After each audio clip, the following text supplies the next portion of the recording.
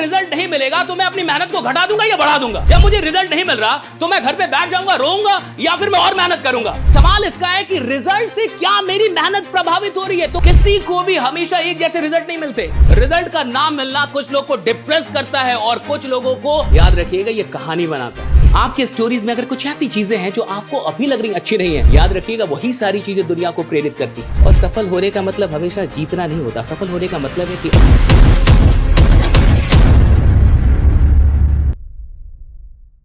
किसी को भी हमेशा एक जैसे रिजल्ट नहीं मिलते और ना आपको कभी भी मिलेंगे। सवाल इसका है कि रिजल्ट से क्या मेरी मेहनत प्रभावित हो रही है? तो किस डायरेक्शन में, पॉजिटिव या नेगेटिव? जब मुझे रिजल्ट नहीं मिलेगा तो मैं अपनी मेहनत को घटा दूंगा या बढ़ा दूंगा। जब मुझे रिजल्ट नहीं मिल रहा तो मैं घर पे बैठ जाऊंगा, रोऊंगा, या फिर मैं और मेहनत करूंगा। जब मुझे रिजल्ट नहीं मिल रहा, मैं टॉप नहीं कर रहा, मैं चैंपियन नहीं बन रहा, मैं फर्स्ट नहीं आ रहा, तो मैं उसके बाद क्या कर रहा हूं? रिजल्ट का नाम मिलना कुछ लोग को डिप्रेस करता है और कुछ लोगों को फ्यूल करता हूं कि भाई और काम करेंगे, और काम करेंगे। अब तो ये आपको तय करना है कि जब रिजल्ट नहीं मिल रहा तो आपका अगला स्टेप क्या है, व्हाट नेक्स्ट। अगला स्टेप आप क्या ले रहे हैं? और रिजल्ट ना मिलना, याद रखिएगा, ये कहानी बनाता है। जिस आदमी को बहुत देर से रिजल्ट मिलता है उसकी कहानी बहुत देर तक सुनाई जाती है इस दुनिया में। हाँ, जो उसको देर से रिजल्ट मिला, वो 52 साल में राष्ट्रपति बना, वो ऐसा हो गया, वो 30 साल तक मेहनत करता रहा, उसकी कहानी बहुत बड़ी होती है, फिर वो कहानी बहुत सुनाई जाती है। फिर तो आपकी स्टोरी में अगर स्ट्रगल है, आपकी स्टोरी में अगर दुख है, आपकी स्टोरी में अगर चैलेंजेस हैं, आपकी स्टोरीज में अगर कुछ ऐसी चीजें हैं जो आपको अभी लग रही अच्छी नहीं है, याद रखिएगा वही सारी चीजें दुनिया को प्रेरित करती हैं। और क्या प्रेरित करेगा? आप लॉटरी में करोड़पति बन जाएं, कौन बोलेगा कि you are my ideal? Sir आप लॉटरी बन गए, कोई नहीं। अगर आप और इस पूरे जीवन का मतलब क्या है? इस जीवन का ये मतलब सिर्फ थोड़े कि आप सफल हो गए, या आपके आने से कितने लोग की जिंदगी बदली, आप इस दुनिया में रहे, इससे क्या डिफरेंस क्रिएट हुआ, आप यहां से गए तो कितने लोगों को प्रभावित करके गए, क्या इन्फ्लुएंस। देखिए, जो सबसे निचली श्रेणी का आदमी होता है वो पैसों के लिए काम करता है, सबसे लोएस्ट वो पैसों के लिए काम करता है। जो उससे ऊपर होता है वो सम्मान के लिए काम करता है और पैसा दोनों के लिए। वो मिडिल क्लास होती है जो रिस्पेक्ट भी चाहती है, पैसा भी चाहती है। जो उससे भी ऊपर के लोग हैं वो रिस्पेक्ट के लिए काम करते हैं, और दुनिया में जो सबसे टॉप कैटेगरी के लोग होते हैं वो इन्फ्लुएंस के लिए काम करते हैं कि मेरे रहने से, किसी के रहने से इस दुनिया में क्या प्रभाव हो रहा है, इन्फ्लुएंस क्या रहा उसका। जब वो यहां से निकला तो क्या क्या दे के गया इस दुनिया को।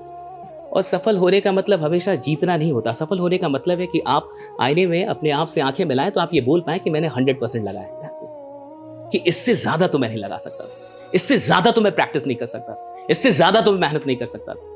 सफल होने का क्या मतलब है सर? मान के चलिए, देखिए, ये सब आप सब यूथ हैं, सबके माँ बाप, हो सकता है आप में से बहुत सारे लोग दिल्ली के हो भी ना, दिल्ली के बाहर के हो, कहीं और से आए हो, और दिल्ली में आप सब कुछ जानते हैं कि दिल्ली में अच्छा क्या है, बुरा क्या है, व्हाट हैपेंस।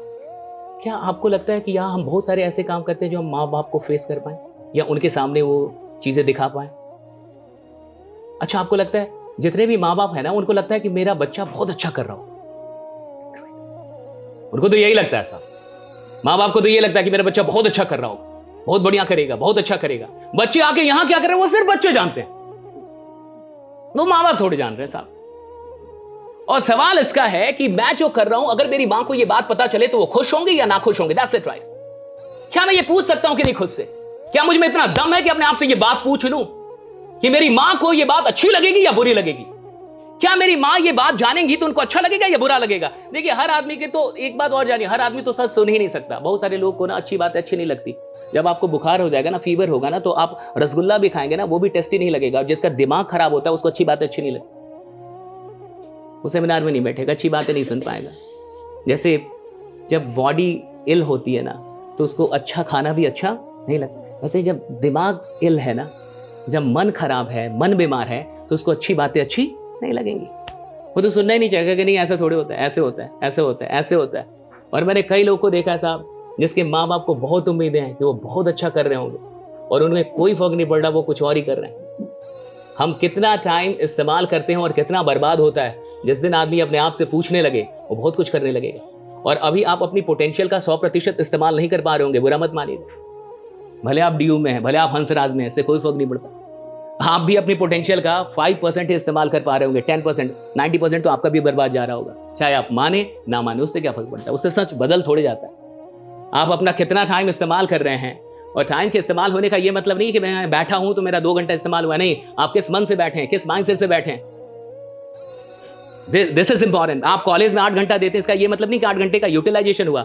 उन 8 घंटों में आपने किया क्या, आपका माइंडसेट क्या था, आप ग्रोथ माइंडसेट से थे, क्या कर रहे थे, फिक्स माइंड क्या हो रहा था आपके अंदर। That is very important. Time देने को टाइम नहीं कहते कि मेरा टाइम यूटिलाइज हो गया।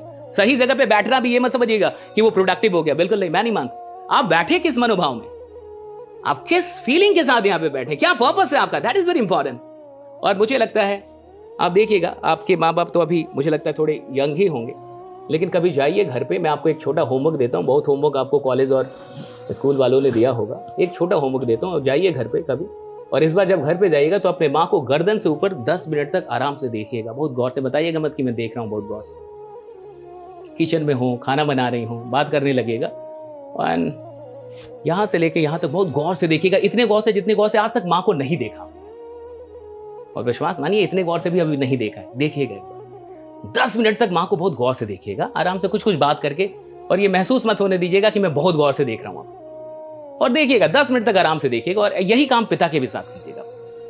देखिए होता क्या है कि आदमी अपने आप को कई बार बहुत स्मार्ट समझने लगता है, उसे लगता है मैं बहुत स्मार्ट हूँ, बहुत टैलेंटेड हूँ। पता है ज्यादा टैलेंटेड लोग ही असफल होते हैं क्योंकि जो कम टैलेंटेड होता है ना, उसको पता होता है मैं कम टैलेंटेड हूँ, उसको पता है मुझे मेहनत करनी है, उसको पता है कि मैं जब तक मेहनत नहीं करूंगा बड़ा नहीं बन पाऊँ। तो ज्यादा स्मार्ट लोग ज्यादा भटकते हैं। पता, जो कम स्मार्ट होता है उसके भटकने के चांस ही कम हो जाते हैं। उसको पता है कि यार मुझे पढ़ना ही पड़ेगा, मुझे तो कुछ करना ही पड़ेगा जिंदगी में, मुझे क्या होगा, ऐसे ऐसे तो मुझे कोई पूछेगा भी नहीं, राइट।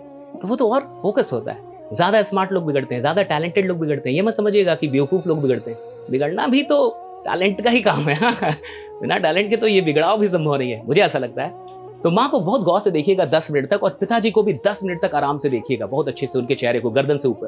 और मैं कह रहा हूँ ये काम करके एक बार देखिएगा, जिंदगी में आपको बहुत कुछ क्लियर हो जाएगा कि मुझे क्या करना है और क्या नहीं करना है।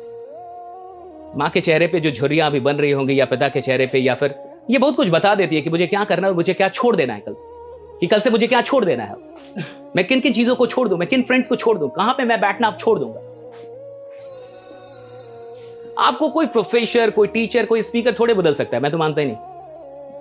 आप फाइनली उस दिन बदलते हैं जिस दिन आप सच में ये पूछने लगते हैं अपने आप से कि मेरी माँ को मुझसे क्या उम्मीदें हैं, मेरे पिता को मुझसे क्या उम्मीदें हैं, और मैं कितना जस्टिफाई कर रहा हूं, मैं कितना काम कर रहा हूं उन सारी चीजों को। देखिए, क्योंकि मेरे लिए सफलता का मतलब है, मान के चलिए कि मेरी माँ मर रही हो, मैं अपना एग्जाम्पल दे रहा हूँ कि मेरी माँ मर रही है और आईसीयू में, और आईसीयू में मेरी माँ मर रही, सबके माँ बाप मरे, बहुत लोग के तो माँ बाप हर साल कई लोग अपने माँ बाप को खो देते हैं। जिसके माँ बाप जिंदा है वो तो बहुत बहुत ब्लेस्ड, टू मच ब्लेस्ड। अगर आपके पिता जिंदा है तो खूब मेहनत कीजिए, खूब इतनी मेहनत कीजिए कि आपको बोलना पड़े कि थोड़ा कम मेहनत करें, इतना पढ़िए कि आपको 2 लोग बोले कि यार खा भी ले यार, अब खाना खा, डू समथिंग। और इस देश को बहुत जरूरत है। आपको क्या लग रहा है इस देश में युवा बहुत पढ़ रहे हैं? नहीं भाई, आपसे उम्मीद है कि आप कुछ करेंगे इस देश के लिए। दिल्ली यूनिवर्सिटी से तो हम उम्मीद कर सकते हैं ना कि आप कुछ करेंगे, कम से कम आप तो वो नहीं करेंगे जो बाकी लोग कर रहे हैं, हम आपसे तो उम्मीद करेंगे इस देश। और आप ये याद रखिए कि बाकी जगहों की स्थिति अच्छी नहीं है। आप जाइए, आप तो नहीं जा पाते, हम लोग तो जाते हैं, तो हम लोग तो देखते हैं कि स्थितियां क्या है, कॉलेज की स्थिति, कॉलेज के स्टूडेंट क्या कर रहे हैं, हो क्या रहा है कॉलेज में, क्या आपको नहीं पता? Everyone knows right. लेकिन क्या हम उसी चीज के लिए आए? क्या हम वही करने के लिए आए? क्या हम उन्हीं चीजों के लिए बने हों? मैंने आपसे कहा ना कि मान के चलिए मेरी माँ मर रही है और आईसीयू में है, और जब आदमी मरने लगता है, सुनिए, तो जब अंत में आदमी बोल नहीं पाता, वो सिर्फ देख पाता है और एक्सप्रेशन भी नहीं आता उसके चेहरे, वो भी चला जाता है, लेकिन आंसू बहते हैं। किसी को अगर आपने मरते हुए देखा हो, एकदम वहां करीब में बैठे हो आप, या कभी जीवन में ये मौका हासिल हो, तो इसे देखिएगा कि लास्ट में होता क्या एग्जैक्टली। तो लास्ट में एक्सप्रेशन चले जाते हैं, आवाज, 2 चीजें चली जाएंगी, लेकिन आंसू बह रहे होंगे। तो मुझे लगता है कि जब मां मर रही हो और आदमी देख रहा हो उनको, तो उसको ये ना लगे कि मां एक बार लौट के आ जाओ, मैंने उतनी मेहनत नहीं की जितना मैं कर सकता था, कि मैंने थोड़ी बेईमानी की है, मैंने वो किया नहीं जो मुझे करना था, मैं और काम कर सकता था, मैं तुम्हें और भी कुछ चीजें दे सकता था। भाई, ये अफसोस नहीं होना चाहिए। यही सफलता है कि माँ को मरते हुए देख के एक आदमी ये बोल पाया कि माँ मैंने उतनी मेहनत की थी जितना मैंने 100% किया, इससे ज्यादा मैं कुछ नहीं कर सकता। सफलता का मतलब ये थोड़ा कि मेरे पास गाड़ी कौन सी है, बंगला कौन सा है, कितने पैसे में कमा गया, कहां पहुंच गया, कहां का टॉपर हो गया। सफलता का मतलब ये अंत मोमेंट में ना, लास्ट आपको पछतावा नहीं होगा कि मैं चूक गया, कि मैंने टाइम का सही इस्तेमाल